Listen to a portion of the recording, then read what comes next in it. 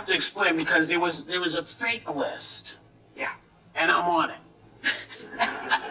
So you were on the island? I was apparently, I don't know. They said I was on the island. They said, I'm like, I don't go anywhere. Well, it was about a bus. Maybe, but it's like, so I'm just going to say, and there's been a lot of stuff recently. I don't know what I've done to anybody, but apparently there are a lot of these kind of sites that are, what do you call them? They're parody or they're satire sites. Oh. But people don't realize that they can be harmful. This was not what Whoopi Goldberg expected. Despite repeated claims from the president suggesting she was implicated simply by being mentioned in the Jeffrey Epstein files, her name has continued to surface in recently released emails. Before getting into those details, let's take a step back to January 2024. Whether it was meant as satire or not, Whoopi Goldberg's name did appear in emails linked to Jeffrey Epstein.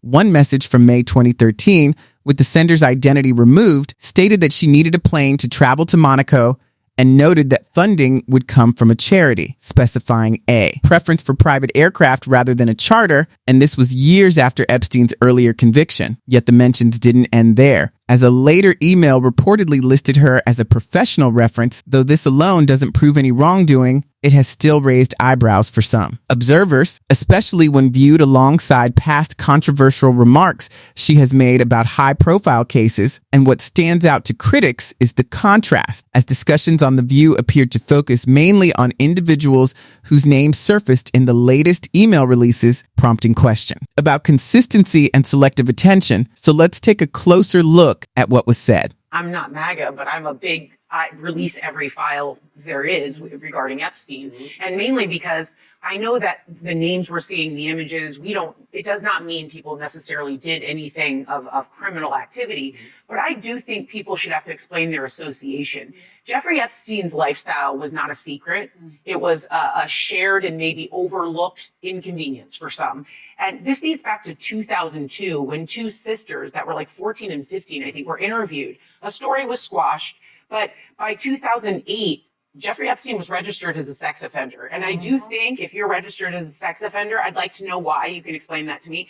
And then when they go ahead, reporters and high profile people, trust me, they knew these weren't secrets. They not only knew it socially, they knew it because people do their research. And yet they continued to pass that aside. So if people are embarrassed or held to task right now because their names are there and their own emails in their own words are there, they should have to answer for that association. Absolutely. I understand there are bigger names involved in this story, but the real focus here is consistency. Some might argue the conversation should begin with the co-hosts of The View themselves. For example, Whoopi Goldberg was reportedly mentioned 21 times in the recently released emails, followed by Alyssa Farah Griffin with 20 mentions, while Joy Behar appeared 3 times and Ana Navarro twice, with Sunny Hostin and Sarah Haynes not appearing in those exchanges at all. And this is where critics claim a double standard becomes visible, pointing out that for over a year, the panel has often criticized the president, sometimes suggesting guilt based solely on media mentions. Without firm evidence, yet now that their own names are surfacing, it raises an obvious question. Does that alone imply wrongdoing?